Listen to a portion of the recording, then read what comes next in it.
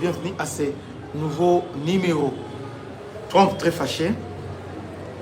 Les congrès américains aussi très fâchés contre Paul Kagame. Finalement, les Américains découvrent vrai face à Paul Kagame. Quand Félix disait que cet homme a changé, les gens pensaient qu'il avait menti.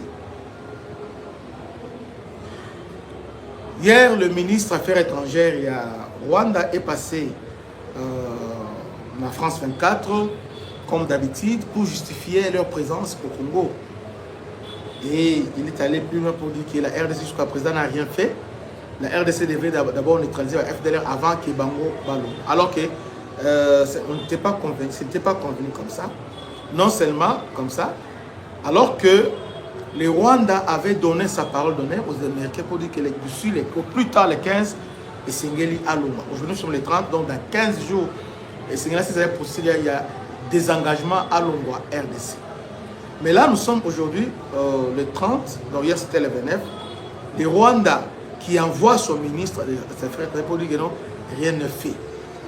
Alors, voilà maintenant là où il y a les pièges, mes chers frères et sœurs. Vous savez, avant que je parle, le plan que les Américains viennent d'activer, parce que là, les Américains ont finalement compris que Kagame ne pliera pas, ne va pas se retirer facilement. Alors, il faut passer maintenant aux choses sérieuses. Donc, il faut utiliser d'autres moyens, comme on le fait hier, pour faire partir Paul Kagame. Alors, les moyens là, il faut renverser le régime au Rwanda. Là, on va en parler tout à l'heure. Alors, Rwanda, toujours dans les manœuvres dilatoires, dans ses habitudes, il cherche toujours à créer des incidents pour retarder, l'application, il y a un accord. Mais en Balaoyo, Rwanda, il y a 6 pays, ils étaient à Londres, il a dit bon, on va se retirer, parce que si, calendrier. Dans Londres peut confirmer. Mais, à la surprise de tout le monde, hier, les Rwandais, qui n'a rien pour dire que, bon, c'est nous qui ont donné cette date-là. Alors, dans le côté Congo, va salir le côté, tout ça, au Moni.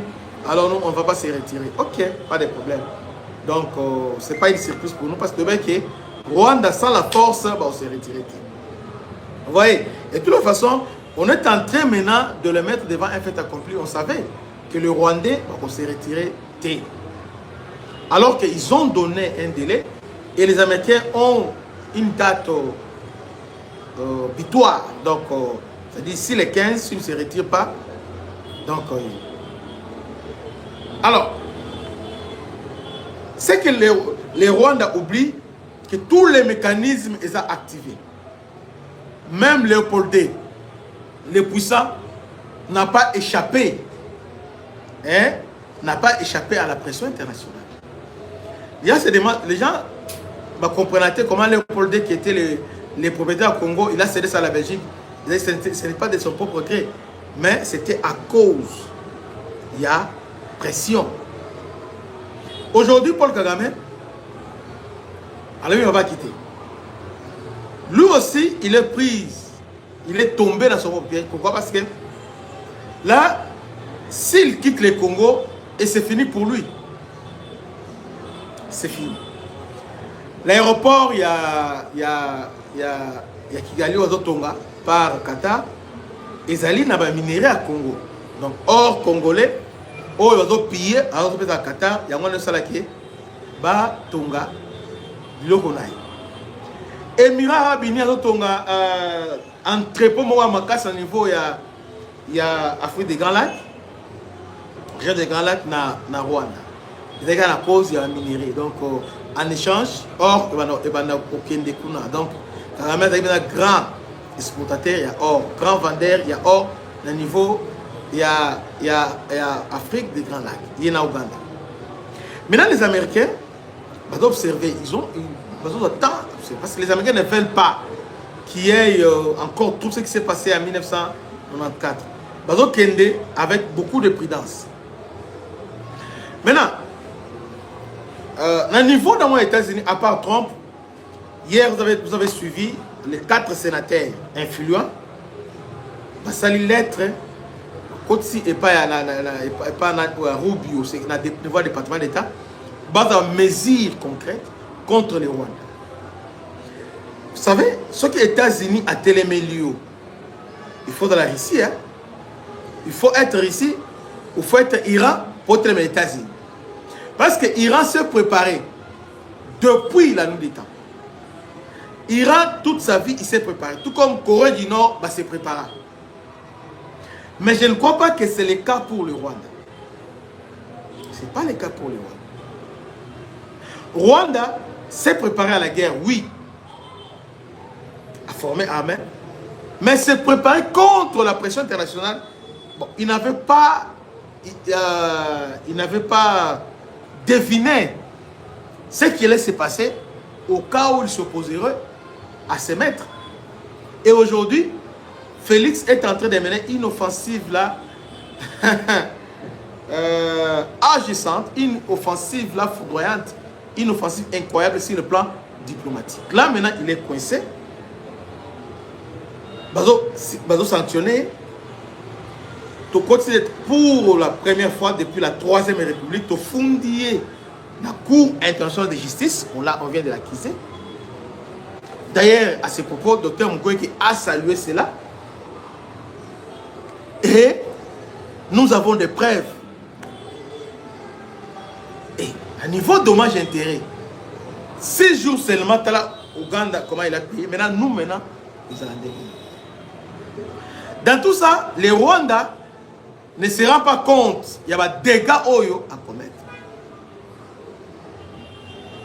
Moi, je crois qu'il a dépassé la limite supportable. Il a dépassé toutes les limites. Mais ce qu'ils oublient aujourd'hui, même si tu as normalisé ma camounionso, il y a des choses qu'on a normalisées. Il y a des dégâts sur l'économie rwandaise. Yambala Oyo est la plus grave. Elle sera très très grave. Alors, on va faire temps, balongo. Baye balobi olongo alors que le Congrès américain, 4 sénateurs américains ainsi que les représentants, comme li département d'État.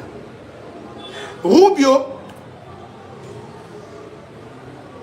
dans le couloir à lobby, il dit ceci. Selon plusieurs sources proches, ce n'est pas moi, je vais vous citer donc à la fin, je vous laisse d'abord. À lobby, Bayebi Obazo Sal, Bayebi Kabolongwate, ils savent ce qu'ils font. Vous savez ce qu'ils font? Maintenant, ils sont maintenant convaincus qu'il faut renverser les régimes rwandais. Alors, pour les renverser, il faut d'abord le peuple. Est-ce que vous voyez bien? Plus de 100 partis politiques au Rwanda, à des hauts Kagame, à Bengana, qui baza Libanda, Basangani Bango Nyonso. Basangani Bango Nyonso, Bazo lancé na marche, Banini, contre le régime du Rwanda. On veut d'abord les fragiliser à l'interne. À l'interne, déjà, qui ont des mouvements déjà à la fragilité. Parce qu'à l'interne, il y a quelque chose au Rwanda à étouffé. Les autres qui sont... Parce qu'au Rwanda, il n'y a pas la démocratie. Hein. Personne ne peut parler tout haut. Donc, si on le dit directement, Bakangio, allez, Kende Kuna. Bakangio, mais là, maintenant, les Américains, maintenant, Bayebi, parce que là, maintenant, Kagame, Bazo me met le Golamgoulou. Il ne comprend pas.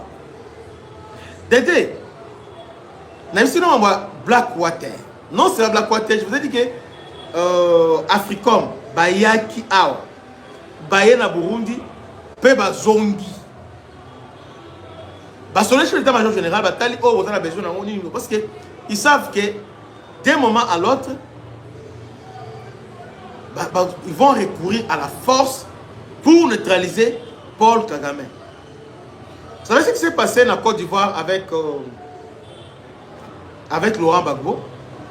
Ce qui s'est passé à Libye avec Kadhafi, ça va se répéter avec Kagame.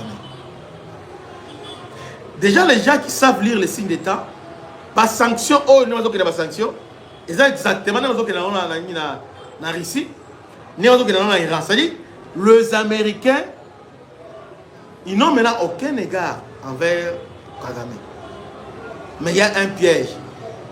Les Rwandais sont ébélés, ils ont mouké. Ceux qui sont boyé mbalamoko et kopanzana, alors ils vont créer encore un scandale sur le niveau de Grand Lac. Parce que ceux qui ont 94 et se répéter.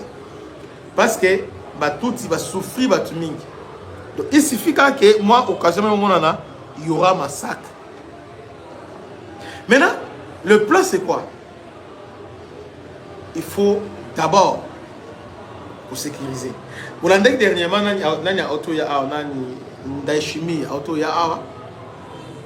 tout ça, c'était les Américains. Aïe, parce que normalement, base, là où révolution, c'est les Burundi.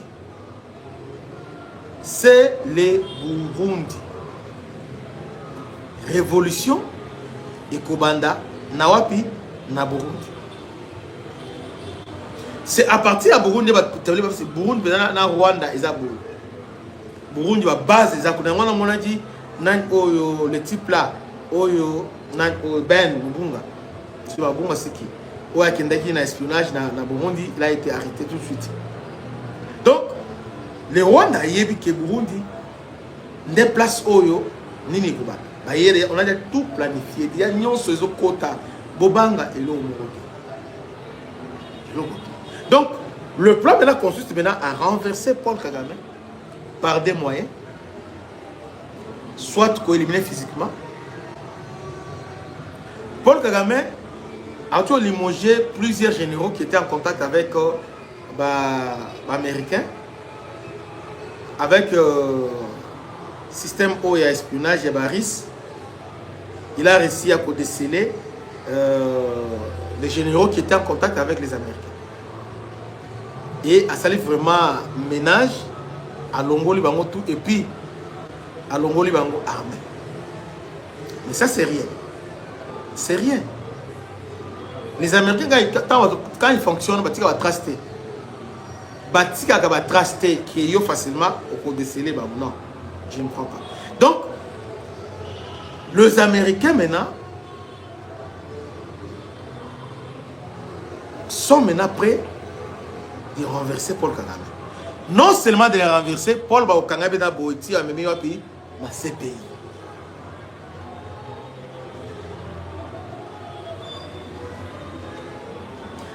Martin de Boulos, dernièrement, dans le Conseil de sécurité, a créé diversion. Il a mis dos à dos RDC dans Rwanda. C'est pour le dire, à menacer de manière... Yambala Oyo, les États-Unis, ont toléré. Parce que Kibu Sampi Pesoya. Donc, d'ici les 15, si le Rwanda ne retire pas son troupe, non, ne retire pas matériel, troupes, alors, délige et Kozala na Rwanda. Et Kagame est au courant de ça, et puis Ayebi. Il y a un moment où toutefois, distraction est à la tête, ni n'est à la tête. On a bloqué, on a. Voilà, donc, au lieu de distraire, là c'est ma chaîne. Où il y a chaîne, donc, on a toute l'information. On a distraire, on a l'ongolo, on a bengani, Kende. Je te chasse.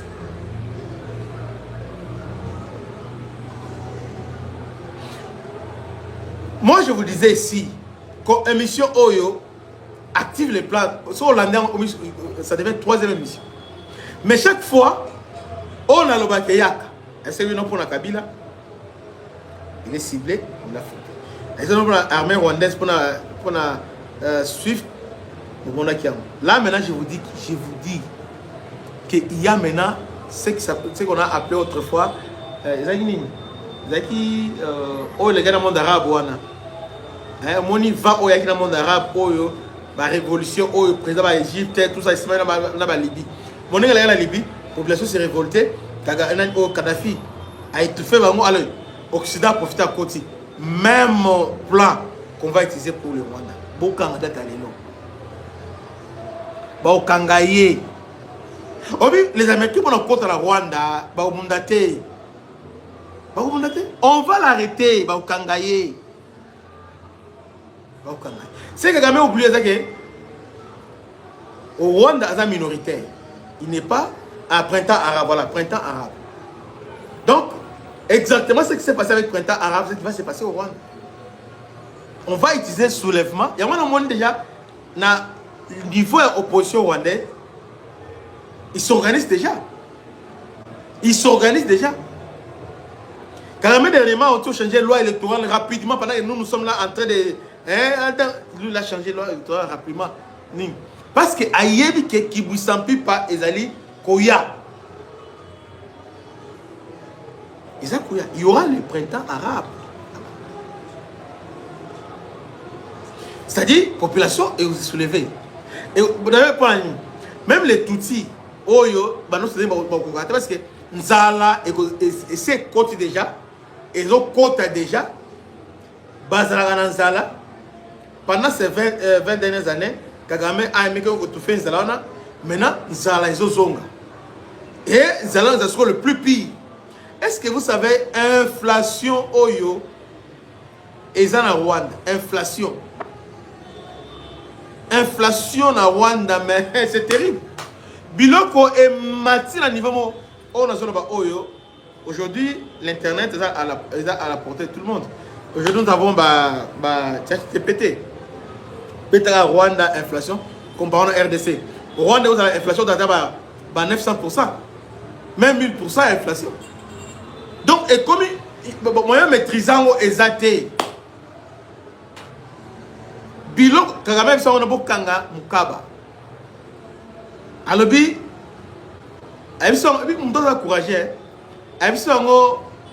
les années qui viennent, ou qui suivent là, et vous allez appuyer, alors vous allez sentir.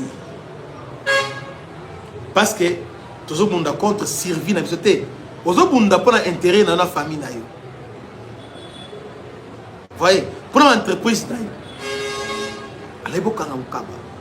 D'ailleurs, même dans Bali, tant que vous gagnez, Bali, après ça, on va Bali, on se présente sur Bali, il y a distraction. Entre-temps, ils ont minimisé Bali, mais Mbongo ya Rwanda, ils ont investi dans Arsenal, où ils ont Bali, dans Paris Saint-Germain.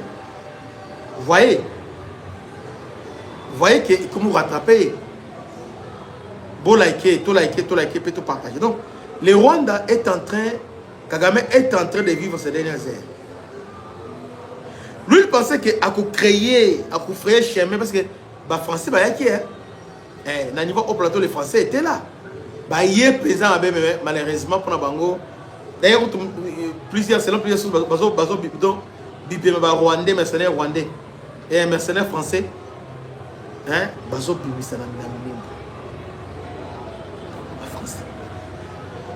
pas quitter. Comme pas quitter. Et aussi, na Doha et aussi Mbaté. Ils sont maintenant coincés. Ils sont coincés dans le niveau. Il y a un lobby, ministre des Affaires étrangères, il y a étrangère à Rwanda, donc à travers dit Penza, on a compris la terre. On a compris. Il y a un se contredire, parce que dans la minute Oyo, ils sont dépassés. Ils sont dépassés. Félix Alobaki, je vais déboulonner le système mis en place par Kabila. Or, le système mis en place, c'était le Rwanda, au travers de sa constitution.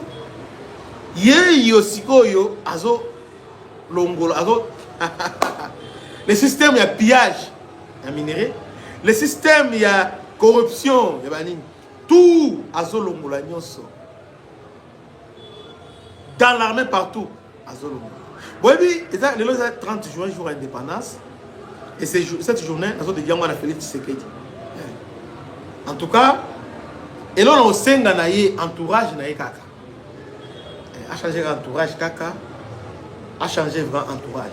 Mais sinon, il est dans les bons. Il est dans les bons.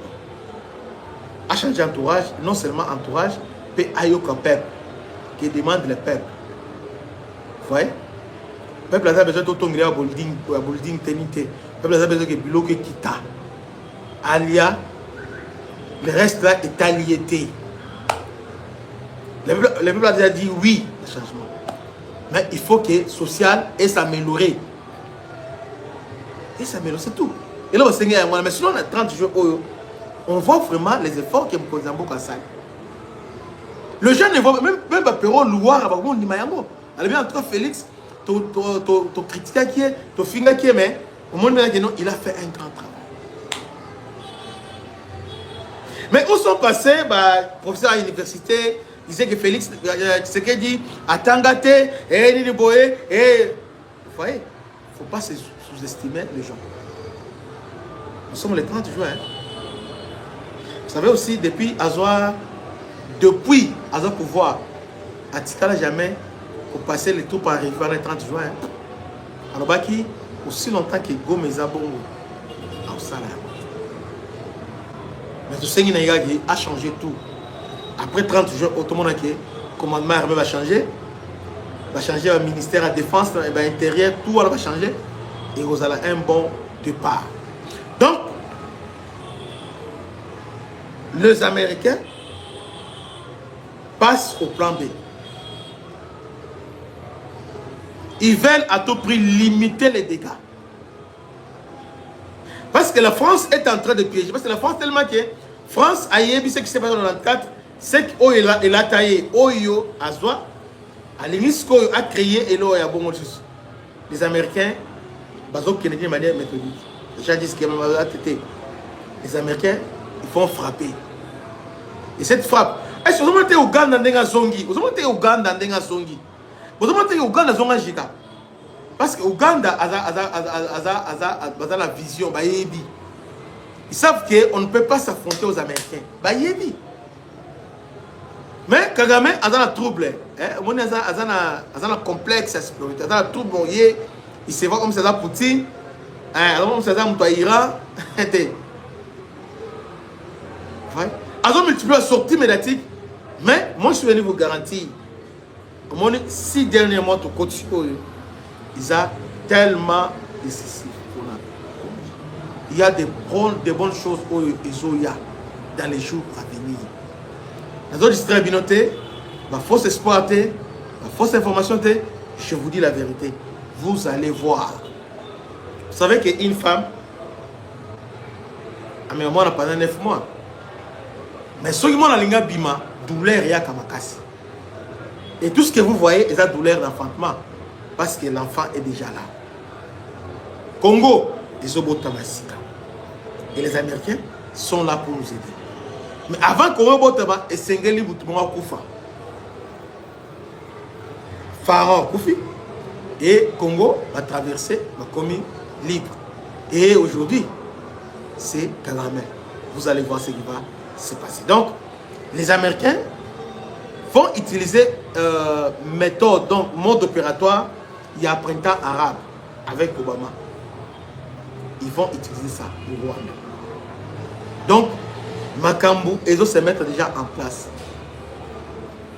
Kagame sera piégé parce que lorsqu'il y aura manifestation, à quoi réprimer violemment, il va arrêter, il va se place sur la seconde, les Américains vont et puis, peuple Hutu, vous la préparer parce que Kalamingte, le pouvoir, qu'on vous a volé à 94.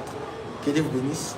Salutations à l'honorable chef coutumier Tchambu, M. Blaise Ditou Monis. Que Dieu vous bénisse, à la prochaine. Ciao.